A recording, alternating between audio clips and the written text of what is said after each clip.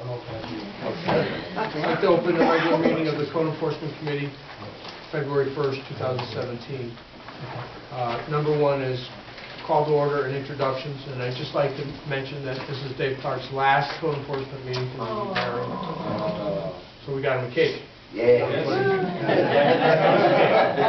Thank you very much. Appreciate it. And there's a reason why he's smiling. Is there anybody need to be introduced? See some new people? Or is there... John Nephew is our new code enforcement building inspector in the building department. He's come over from BDA. So, he actually has a case that he already worked on. He's going to give us a little update on that later. All right, number two, approval of the January 2017 minutes. Is there any changes for the minutes? Motion to approve. We have motion to approve. Do we have a second? Second. All in favor? Aye. Motion passes. Number three, public participation. Anybody here to speak about any issues? No? All right, we'll move on to number four. Review of property tax freeze application. Take any action as necessary for 312 Oakland Street. And this is a property that had been on the blighted list for some time. I actually tried to knock it down. The city ended up foreclosing on it.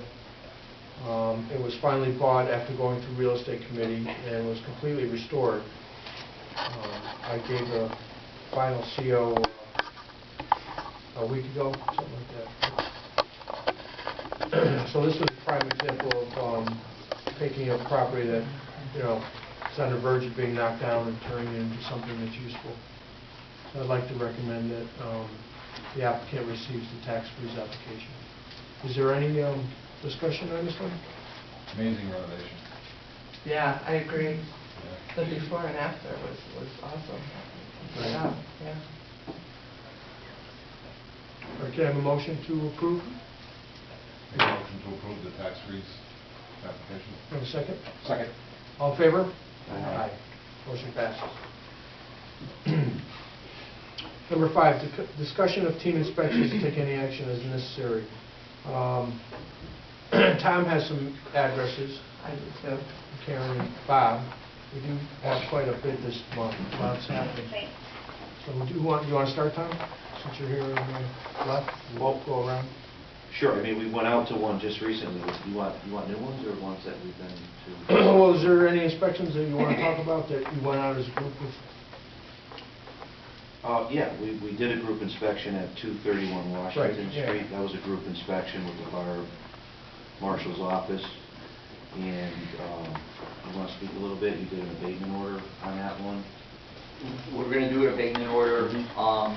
The violations, now that we got everything all kind of straightened out, are not that significant. Some smoke detection, clean up storage in the attic, storage in the basement, and the most significant thing is rebuilding back decks and stairs for a second-story apartment. So, well, we talked about that, and I think everybody's on board. Who owns that? Could be anybody, guy. Poor Dave. I know, it's had 3 or 4 different names, so we weren't sure. All right, so that sounds like it's under control. Is there any other ones that you did? Well, we went out to Pratt Street. And Pratt Street, yeah. 71 Pratt. I believe John's going to speak on that one. Yeah, that was en route to another inspection. Saw a house that the second floor was all demoed, big dumpster in the front yard, about a 6-foot pile of debris in the yard, couple unregistered cars, so we posted the notice. Did you hear back from the owner yet? No. No? And it did have an old case, probably 2014, that was closed, and we just reopened it. All right. So you want it on the agenda for next month in case it doesn't get resolved? Yeah.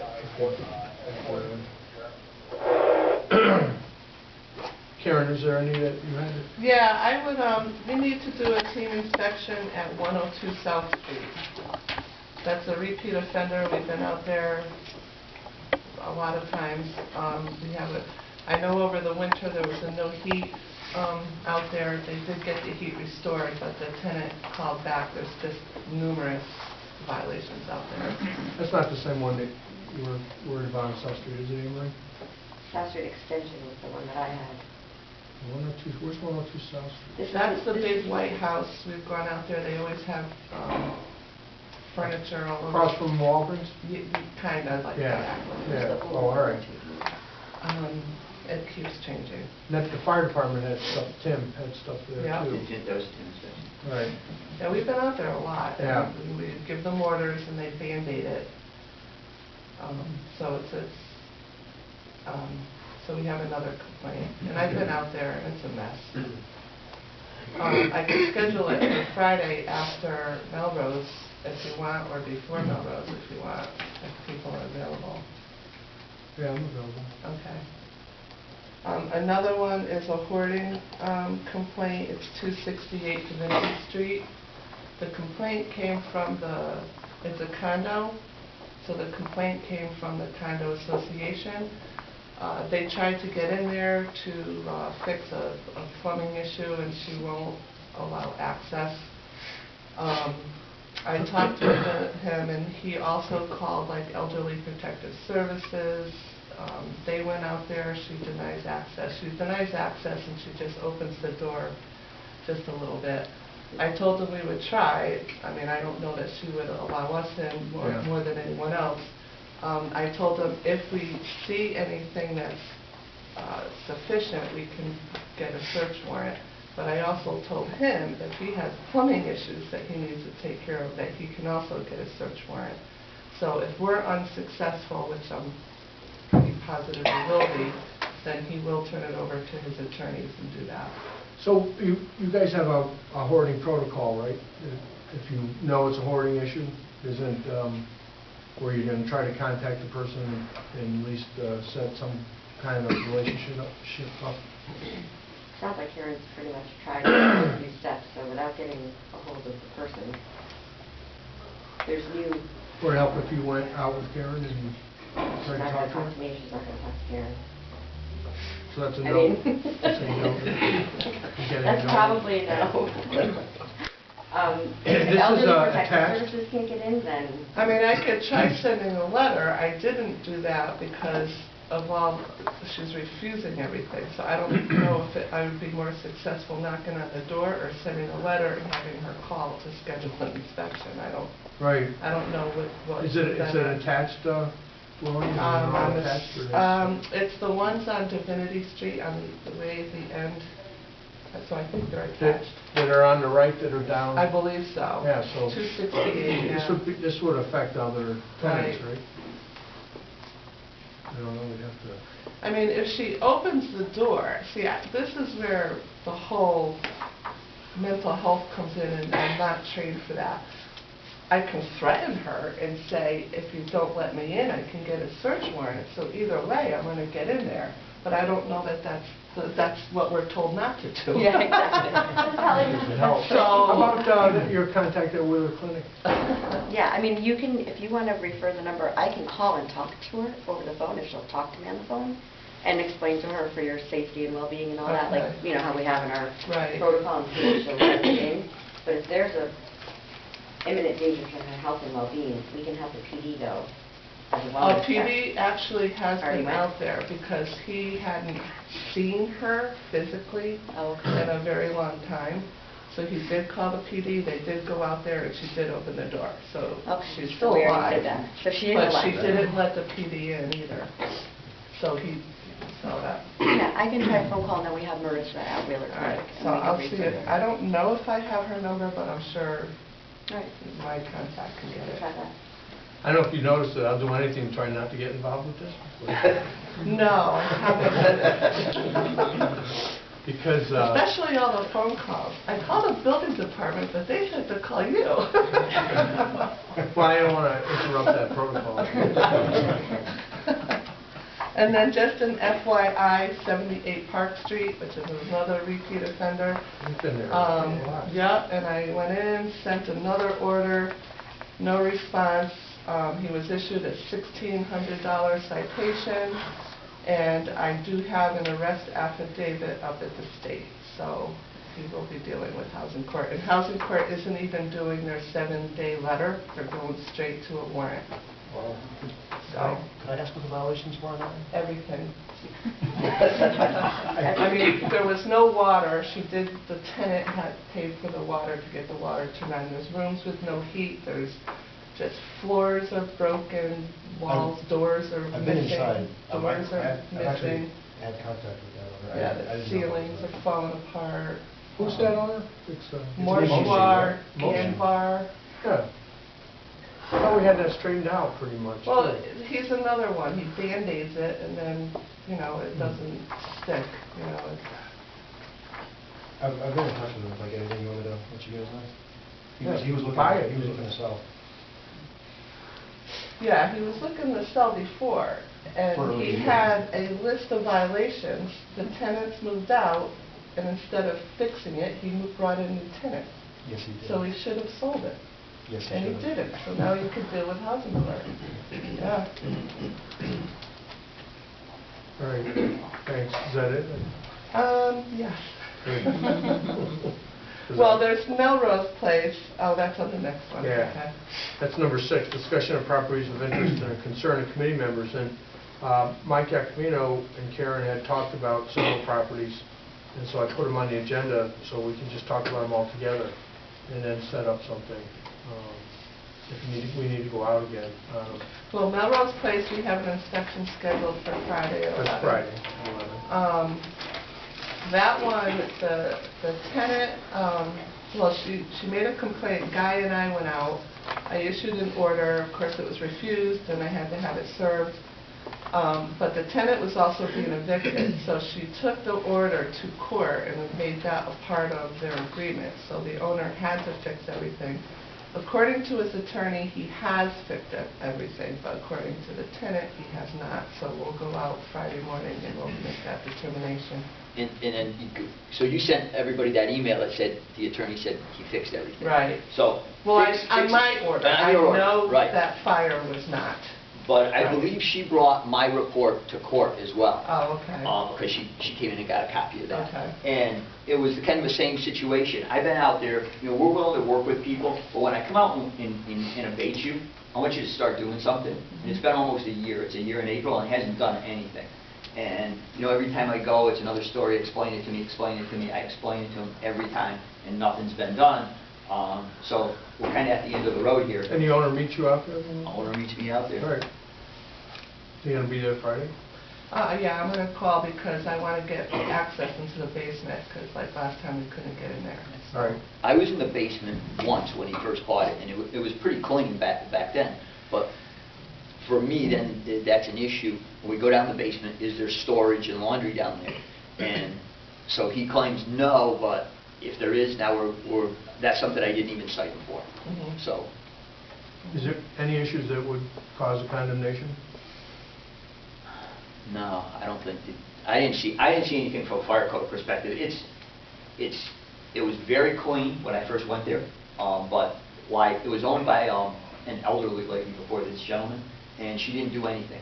And so it's the way it was built in 1920. So it just needs to be brought up to code, like many other houses. All right. 403 West Street. That's just going up, right? So I didn't have, well, that one was a very old one for us. that was an old one. That was, remember, they had the family living in the attic, In the and there attic, was the hole in the roof. So I went there first with you. There was a whole family up there. There was a whole We're roof, looking they had at little files. babies. This is from, it's been going on a long time. It's 08. And stairs and... Yeah, so from my perspective, yes, condemnation. The side stairs, the side rear stairs, they don't meet anything close to code. And This is going to be a condemnation, Anne Marie, because we warned them a lot. This is the one that we went to where we went through the back and it was like that rickety old... Yeah. Yeah. And there were blankets and everything in the attic. Yep. and- That's the one. yes, Yep. yes, that was the blanket in the attic. Yep. The portable heater with the extension cord going down to the first floor. Yeah. Yeah, that one. So that's, I'm trying to give her a heads up if we're going to, we have any inkling there might be then. Yeah. So that from my perspective, from fire code, that outside stair. Because for one of the apartments, they have a single exit, which is fine, it meets the code, it just has to be a compliant stair to have a single exit. But when you go into that apartment, the windows don't work. The gentleman who owns it is an attorney in New York City, and I know Right. we talked about this. Yeah. We've tried to make contact with him. He doesn't return any calls, doesn't return any letters. He has a property manager. Does he know here. that we have an attorney in the fire department? Working with I us? did, I considered, may have mentioned I considered, well, I have all the background information, and I considered calling the law firm and talking to one of the partners, because I'm sure one of the partners would like to know that one of their attorneys owns this building with numerous fire code violations. But he has a property manager here, and so since the last time I inspected it, she hasn't returned my calls, and I called her 3 times. Well, this is the history on that one. Over the years, we go out and do an inspection, and so then the tenant would leave. And so we'd say, okay, you gotta fix it before you put a new tenant in, and things would just, we'd go on other things, and then before you know it, there's another tenant in there, and he hadn't fixed anything. And this is time after time, and then there's a new management company, so we give them extra time, thinking the management company's gonna actually pull some weight, and nothing gets done there, so that's it for this one. I stopped there a few weeks ago, there was one of the tenants, they were outside, and I stopped and I talked to her, and I said, hey, did anything change here? Did anything get corrected since the last time I was here? She goes, nope, nothing. And they'll move in, knowing that it's not right, but the minute you'll end up getting complaints. No. So it's not safe, it wasn't safe, and there shouldn't be anybody in there, so.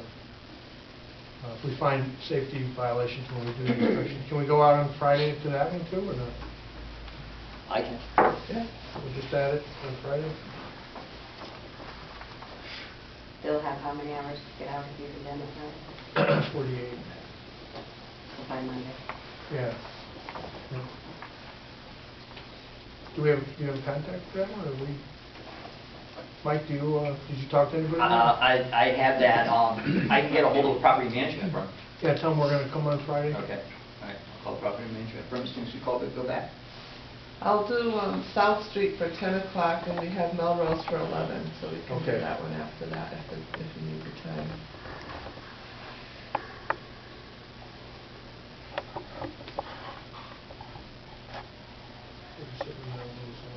102 South, that's a multifamily? Yes.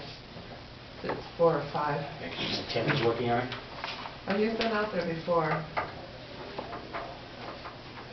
I'll send him a email so he knows. All right. You wanna try to do West Street at 12, or you wanna wait till after, take lunch and then go after? Whatever. See whatever you you get. guys All right. want. Okay. Whatever. All right.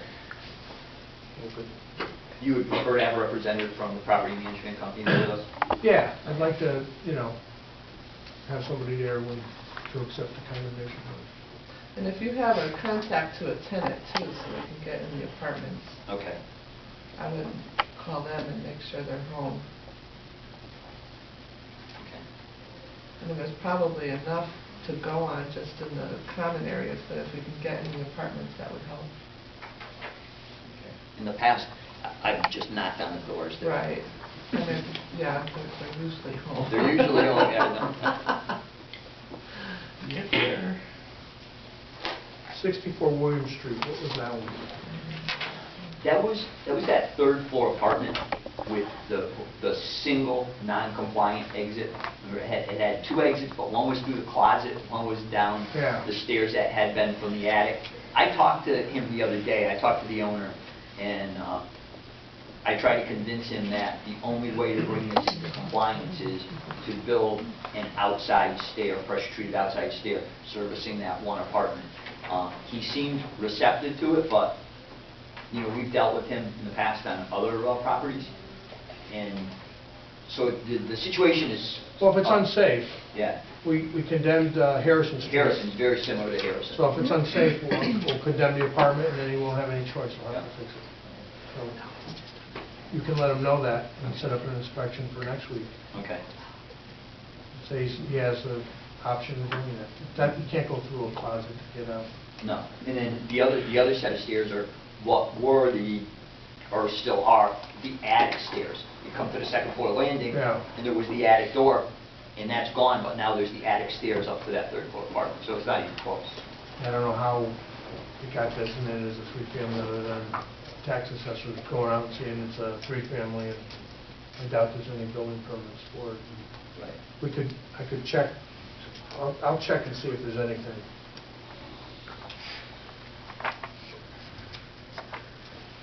But that's one of the issues I can state, is it was converted without any building permits. We can't find anything, and it's an unsafe condition. Okay.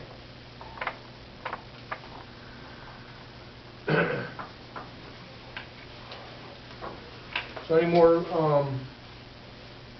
properties of interest, committee members? I mean, Bob has some that he'd like to go over. We'll do that now, I guess. We got 28 Russ Lane working with Dick on that. We've sent him numerous letters. We're going to have to abate it now. That building's falling apart, and he hasn't responded, done any work there. The other case is 26 Partridge Run. He's got numerous violations out there. The latest one, we served a letter to him that he could not rent out an apartment on the bottom floor. And we served the letter with a marshal. He came in and said there's nobody living there, and he'd agreed to let us in. Then he rescinded that he'd let us in. And in the meantime, all while that was going on, he had a tenant in there who has now left, and she ratted him out. Who's the owner? Mark Nalapano. Chapman. Mark Nalapano. Oh, no, Napolitano. Did we have something there before? Yeah, Yes. the shed. We got the shed. We had it way back, when he built the Yeah. house, he built Yeah. a deck into the rear yard, he had to get a Right. variance, and he's just, Yeah, I knew the address. yeah. He was also arrested for criminal lockout in violation of home office health regulations. He's in court tomorrow on that charge. He's been arrested before for interfering with a police officer and resisting arrest. So he's not one that we're just going to go out there and... Did we have a building code board of it? Yeah. Yes, That right. was the one with the Yeah. shed, the The box shed. truck. Yeah. So he's even advertising that he's renting rooms, and he has his in-law apartment. Oh, my goodness.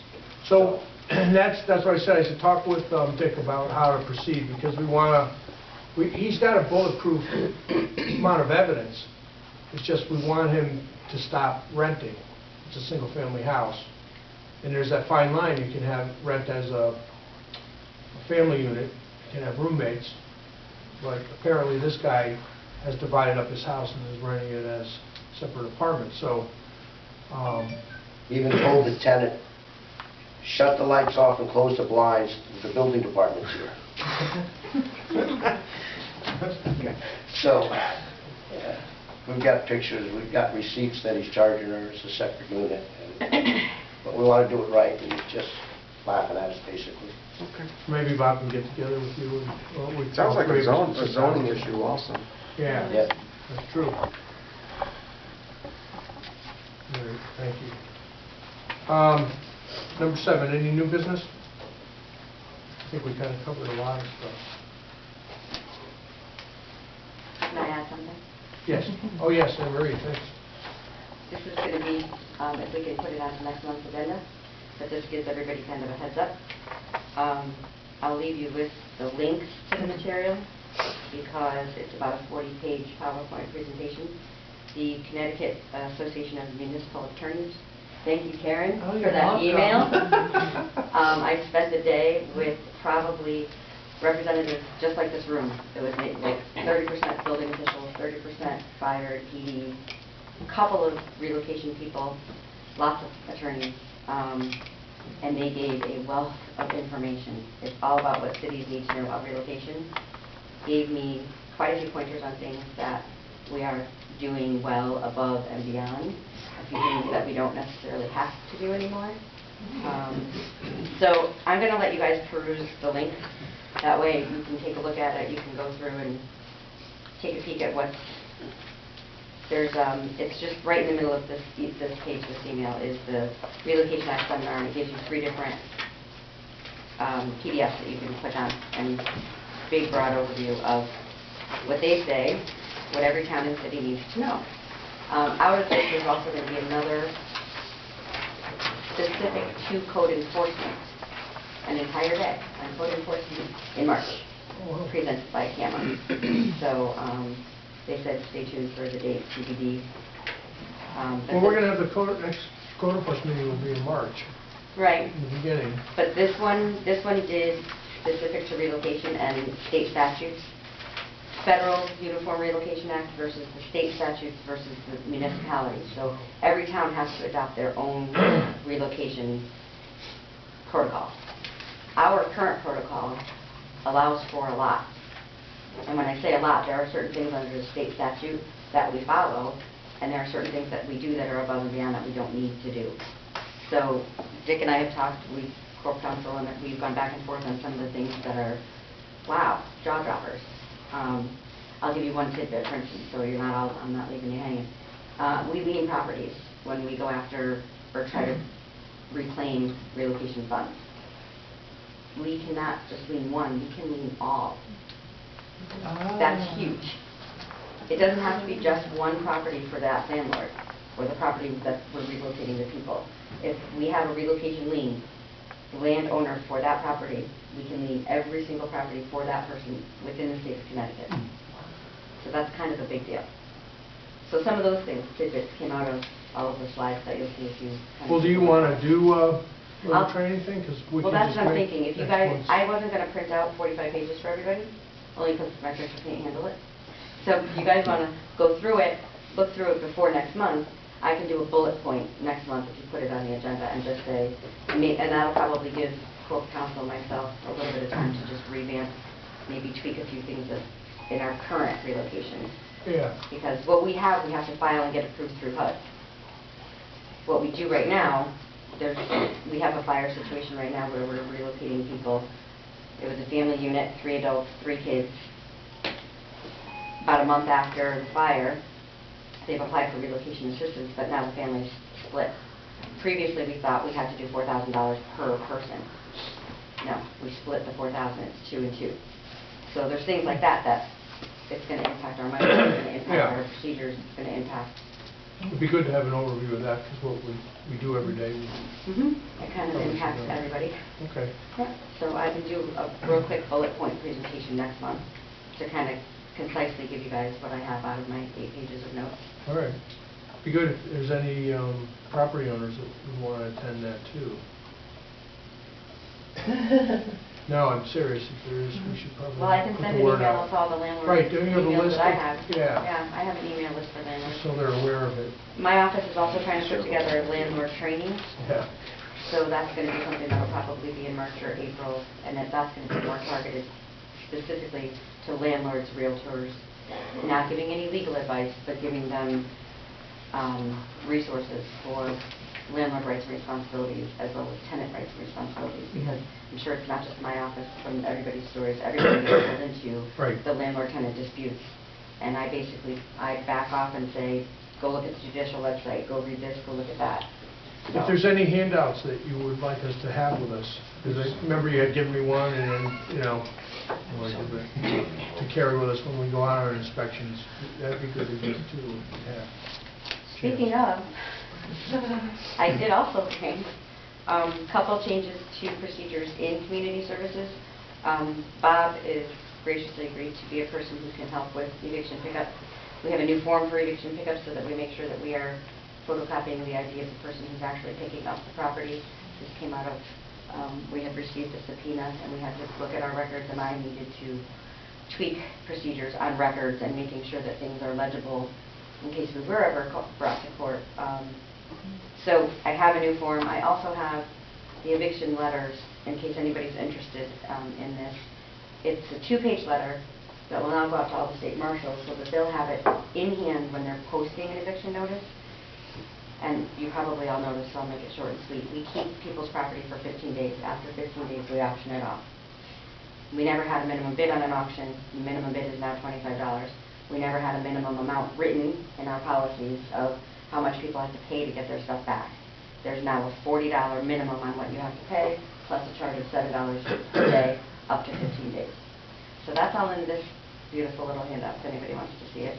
This is eviction pickup if anybody needs that type of information and needs to deal with tenants and landlords, so I did bring a few handouts. Oh, good.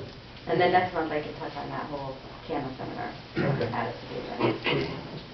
There's legislation out this year to change how that works, that when a tenant is evicted, anything they don't take with them is considered abandoned and stopping the city from having to take it in city storage. Oh, wow. So cross your fingers for that. When But is that? if it's an Mona? abandoned, doesn't the landlord have to hold on to it for 30 days before Landlord we can can dispose get of rid of it. it? Yeah, That's what the legislation Yeah, is right. proposed. yeah. When does that come up? I don't know, actually. I don't know. When I heard about it, I was excited, but I had to get more. All right. Any old business by committee members? I'm not committee member, but I have a question. Yes. 61 East Main Street, any update on that? Bob, any update on that? I don't have anything at this time. We still have to contact, we contacted the owner the first time and had gone out there. It's just kind of a cursory inspection. We have to schedule a group inspection. There's multiple buildings, multiple occupancies within those buildings, so it's going to be a slow process. Right now during budget season, it's been kind of tough to get everybody together to go out there. So as soon as possible, we're going to set up something, probably through building, take a couple inspectors. Guy Warren will come out with maybe 1 or 2 inspectors. We go through the whole thing because there's multiple problems out there. We'd like to be a part of it. Okay. That was good, thank you, Ray. So it is up and coming. It's on the list. Thank you. That's like one of those things, do you get a root canal or do you go inspect there?